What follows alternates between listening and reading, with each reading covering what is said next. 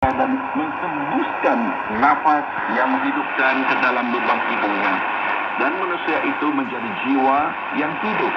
Perhatikan bahwa ayat ini memberitahu kita bahwa pertama, apabila manusia diciptakan, Allah menciptakan dengan dua bahagian, tubuh dan jiwa. Ini bermakna manusia bukan saja terdiri daripada tubuh atau jasad, tetapi juga terdiri daripada ruh. Kedua, ayat ini juga mengajar bahwa Allah menciptakan manusia dalam dua peringkat. Pertama, Allah mengambil sedikit tanah dan membentuknya menjadi manusia. Kedua, dia meniup nafas yang memberi kehidupan ke dalam lubang hidungnya. Dan manusia adalah jiwa yang hidup.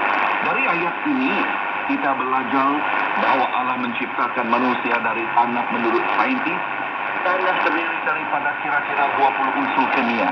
Dan pasal juga mengatakan bahwa semua unsur bumi wujud di dalam tubuh manusia. Nabi Daud menulis begini, kitab Zabur, Tuhan mengetahui bagaimana kita dibentuk.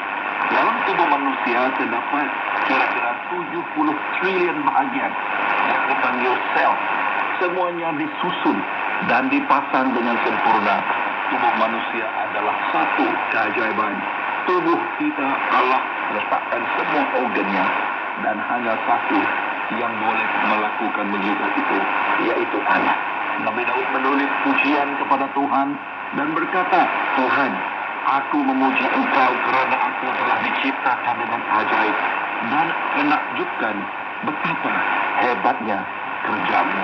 Sesungguhnya tubuh manusia adalah mukjizat yang tidak tahu kata. Tetapi saudaraku, bukankah tubuh manusia yang dimaksudkan dengan menjadi seperti Tuhan?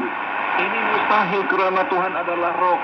Allah tidak menciptakan tubuh manusia menyerupai tubuhnya sendiri. Maka apabila kitab suci mengatakan bahwa Tuhan menciptakan manusia dalam rupa dirinya, yang dimaksudkan ialah roh manusia yang hidup di dalam tubuh jasmaninya. Ingatlah bahwa kitab suci mengatakan apa yang diciptakan Allah pada peringkat pertama adalah jasad tanpa ruh. Atau katakanlah keadaan manusia apabila dibentuk. Cari tanda mengapa Tuhan tidak menciptakan manusia bernyawa. Ini supaya manusia tahu bahwa nyawa atau nafas adalah anugerah Tuhan. Manusia tidak boleh memberikan kehidupan kepada dirinya sendiri. Atau untuk mencipta sesuatu yang menyala. Tuhanlah yang mempunyai kehidupan. Hanya dalam Dialah kehidupan. Kitab suci berkata, Tuhan Allah menghembuskan kehidupan kepada manusia. Jiwa yang hidup. Jadi manusia hidup kerana Tuhan memberikan jiwa atau nyawa kepadanya. Kehidupan yang asalnya hanya milik Tuhan mulai sejak itu. Jadi, yang dimaksudkan dengan kitab suci seperti Tuhan bukanlah tubuh manusia tetapi jiwa. Jadi, apa kesamaan jiwa manusia dengan Tuhan? Tentu Anda bertanya-tanya. Itulah yang akan kita bincangkan sebelum kita mengakhiri pelajaran hari ini. Saudara dan sahabat sekalian, ada 3 perkara yang sama terdapat pada Allah dan juga pada manusia. 3 perkara itu ialah pikiran, perasaan, dan kehendak atau kebebasan untuk memilih. Mari kita lihat bersama apakah masuk 3 perkara ini. Pertama, Tuhan memberikan manusia pemikiran yang membolehkan manusia belajar tentang Tuhan, mengenalinya, dan berpikir seperti yang Tuhan pikirkan. Atau lebih jelas lagi, kenapa kamu paham siaran ini, tetapi hewan tidak. Padahal hewan juga ada otak. Kenapa manusia hanya boleh berkembang dengan manusia lain? Karena kita bukan saja mempunyai otak tetapi mempunyai pikiran atau perasaan yang sama. Sebab itulah yang menjadikan kita berbeza daripada hewan. Tuhan memberi manusia pikiran atau akal supaya manusia memahami apa yang Tuhan maksudkan. Apabila Tuhan berfirman, Tuhan memberi manusia kemampuan berpikir yang luar biasa. Kerana Dia mahu manusia mempunyai hubungan yang rapat dengannya. Dan jadi seperti kawan. Memahami antara satu sama lain membuat kita boleh mempunyai kawan.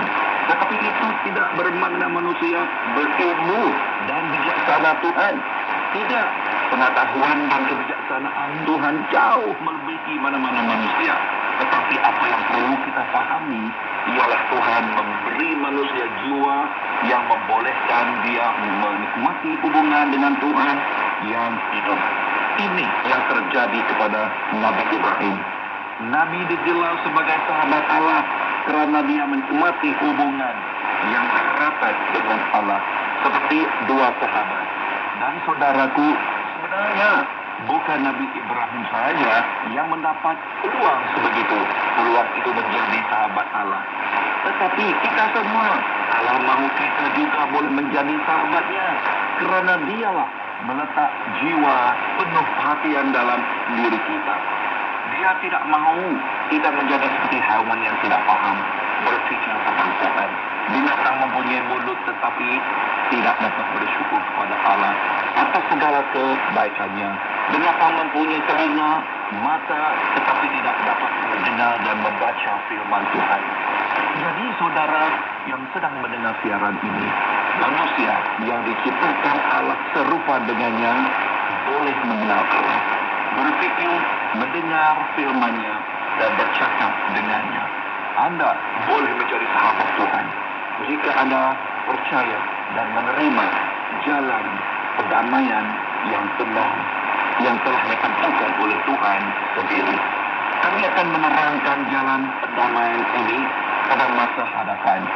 Tetapi apa yang perlu kita ingat hari ini adalah pertama, Tuhan telah memberi kita pikiran supaya kita boleh mengenal dan memahaminya. Kedua, Allah meletakkan sesuatu yang lain dan jiwa manusia apabila dia menciptakan manusia menurut rupanya. Dia memberikan hati supaya orang dapat mengasihi Tuhan.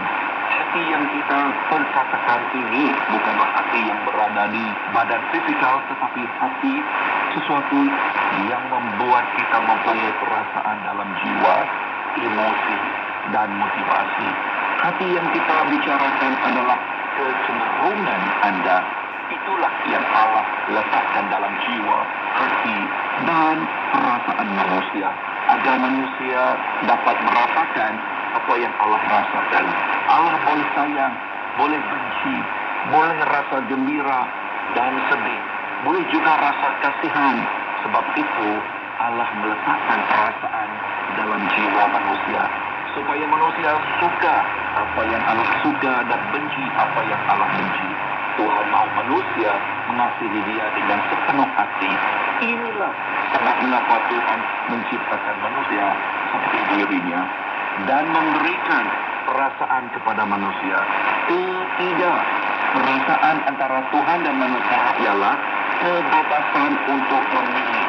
Tuhan meletakkan keinginan dalam jiwa manusia supaya manusia boleh memilih jalannya sendiri. Sebagaimana Tuhan mempunyai pilihan untuk melakukan sesuatu atau tidak. Untuk melakukan sesuatu